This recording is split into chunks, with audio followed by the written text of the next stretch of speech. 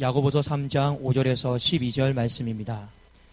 야고보서 3장 5절에서 12절 구약성경 374면에 있습니다.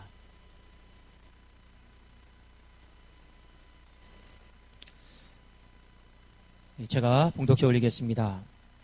이와 같이 혀도 작은 지체로 돼 큰 것을 자랑하도다. 보라, 얼마나 작은 불이 얼마나 많은 나무를 태우는가. 혀는 곧 불이요 불의의 세계라.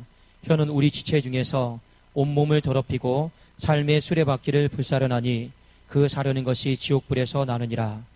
여러 종류의 짐승과 새와 벌레와 바다의 생물은 다 사람이 길들일 수 있고 길들여 왔거니와 혀는 능히 길들일 사람이 없나니 쉬지 아니하는 악이요 죽이는 독이 가득한 것이라. 이것으로 우리가 주 아버지를 찬송하고 또 이것으로 하나님의 형상대로 지음 받은 사람을 저주하나니 한 입에서 찬송과 저주가 나오는도다. 내 형제들아, 이것이 마땅하지 아니하니라. 샘이 한 구멍으로 어찌 단물과 쓴물을 내겠느냐. 내 형제들아, 어찌 무화과 나무가 감람 열매를, 포도나무가 무화과를 맺겠느냐. 이와 같이 짠물이 단물을 내지 못하느니라. 아멘. 자, 오늘 말씀해 보니까 우리가 이 세상의 모든 것들은 교육을 통해서 어떤 훈련을 통해서 약간 이렇게 다듬어지고 변화가 됩니다. 그런데 유독히 좀 다듬기가 어려운 거, 좀 길들이기가 어려운 것이 한 가지가 있는데 그것이 무엇이냐면 바로 우리 혀, 입술이다라고 하는 것을 성경이 가르쳐주고 있습니다. 오늘 말씀해 보니까 혀는 얼마만큼 작지만 큰 어떤 능력을 발휘할 수 있는 것에 대해서 가르쳐주고 있는데 불이라고 했어요.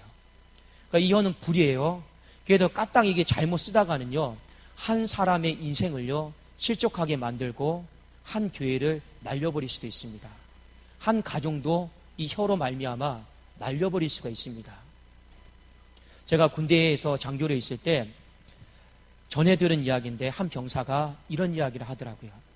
어떤 이야기를 했냐면, 소대장님, 차라리 구타로 맞았으면 좋겠습니다. 맞으면 멍자국은 순간은 생기지만 시간 지나면 없어지잖아요. 그런데 이 말로 폭언당하고 말로 상처받은 거는요, 제대하고 전역하고 그 인생이 마치는 날까지 계속해서 떠오르더라라는 겁니다. 제가 그렇게 했다라는 게 아니고요. 사람들이 이만큼 말에 대해서요 상처를 쉽게 받고 그것이 한 사람의 인생을요 불사르는 어떤 파급 효과가 있다라는 것을 성경이 우리에게 가르쳐주고 있습니다. 우리 오늘 한마음 찬양 축제를 하잖아요. 이 찬양 축제를 하는 가장 여러분 첫 번째 목적이 무엇이냐? 우리가 한 마음으로 만들자라는 건데, 이 한 마음은 어떤 마음이냐? 바로 하나님을 향한 한 마음입니다. 가장 기본적인 것은 우리가 한 입에서 찬송도 하고, 또 성경이 보니까 이 한 입에서 하나님의 형상으로 지음 받은 사람을 수군거리고 저주하기도 한단 말이에요. 근데 우리가 오늘 이 한마음 찬양대회를, 찬양 축제를 하는 이유는 뭐냐? 이제는 우리가 누군가를 향해서 수군거리는 것들, 누군가를 향해서 안 좋게 말하는 마음들, 누군가를 향해서 악하게 말하는 거, 비평하는 거, 정죄하는 거, 이런 것들을 이제 다 내려놓고 우리의 입술이 살아계신 하나님께 받은 입술임을 기억하고 찬송의 입술로 바꾸어 가자라는 것입니다. 그것이 오늘 한마음 찬양 축제를 하는 가장 첫 번째예요. 여러분, 왜 이것이 중요한지 아십니까? 항상 모든 건요, 우리끼리 친해지는 게 중요한 게 아니에요. 우리끼리 화목한 것보다 더 중요한 건 무엇이냐? 항상 우리의 인생이 하나님 앞에서 정직하게 바르게 서 있는 것이 가장 중요한 줄로 믿습니다. 그러니까 우리가 먼저 하나님 보시기에 찬송의 입술이 돼야 되는 거예요.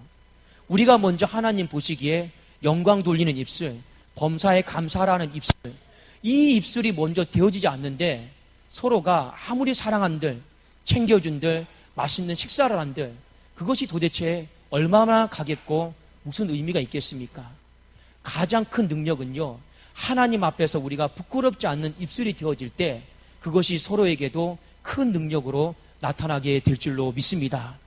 그래도 오늘 말씀을 통해 우리가 꼭 기억하세요. 혀는 작은 것이지만 큰 불을 일으킬 수 있습니다. 그런데 이상하게 야고보서 사도는요, 이 혀가 굉장히 길들이기가 어렵다라고 말하고 있어요. 참 어렵죠. 얼마나 어렵습니까?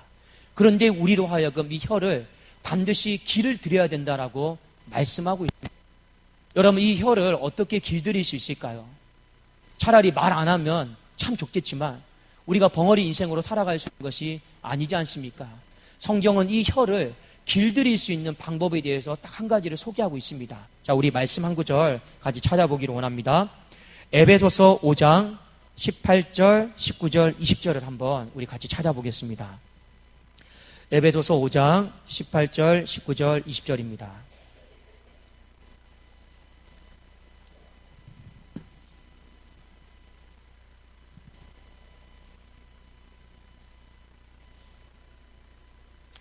자, 우리 한 목소리로 같이 한번 읽어보겠습니다. 시작.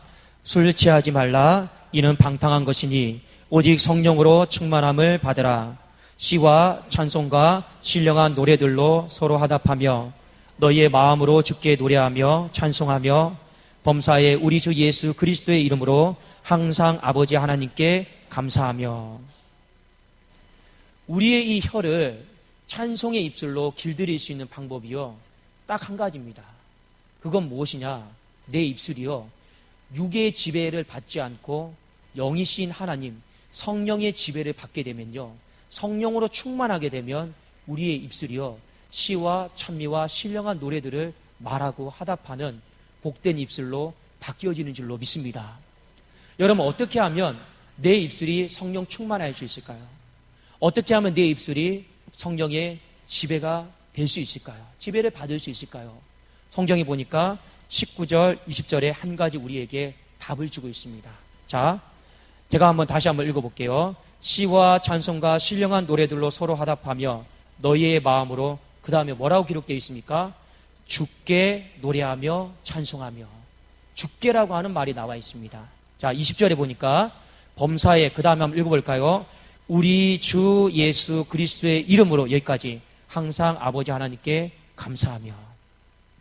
우리의 입술이요, 신령한 입술이 되고 또 하나님 앞에 찬송하는 입술이 되기 위해서는요, 성령 충만해야 되는데, 말만 성령 충만 한다고 해서 입술이 바뀌는 게 아니에요.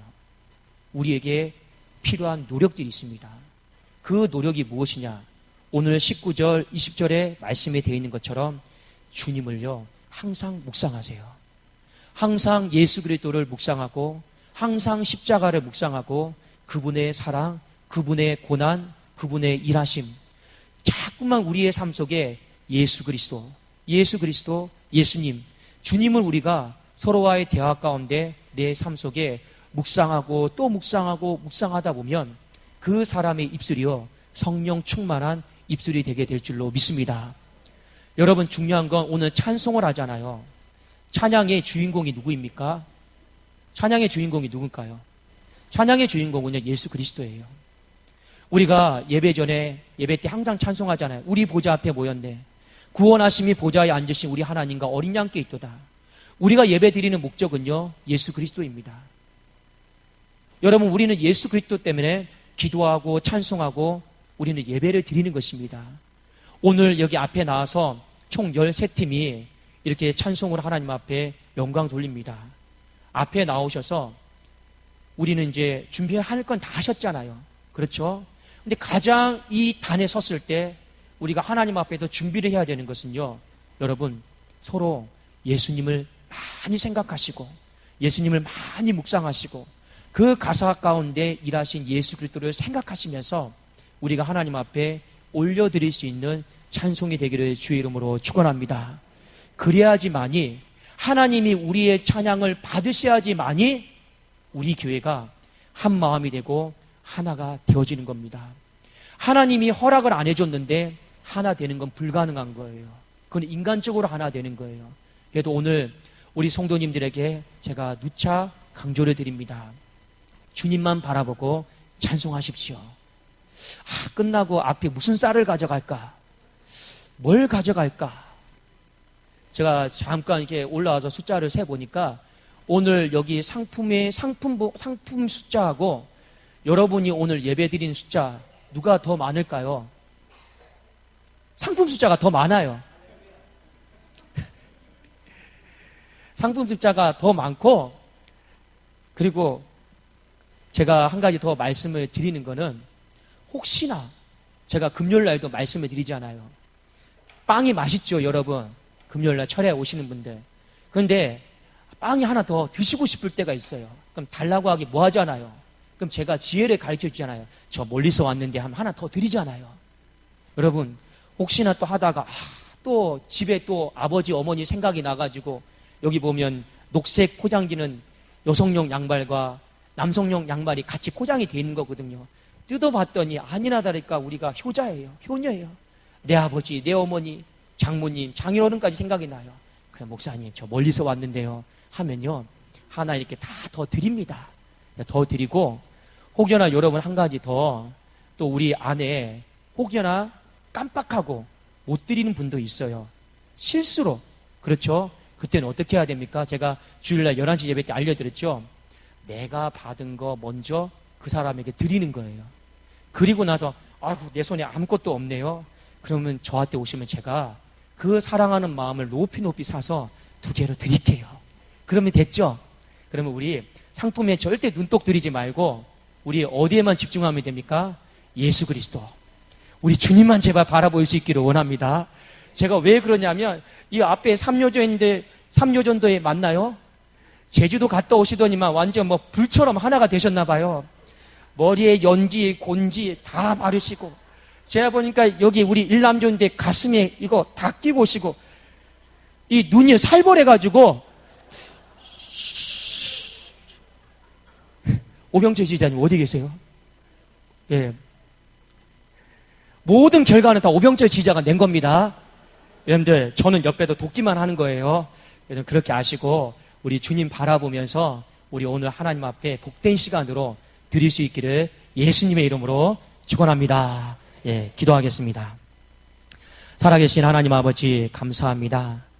부족한 중에 있지만 그래도 우리가 하나님 생각하면서, 주님 생각하면서 이 자리에 전도회별로, 교육기관별로 모였습니다.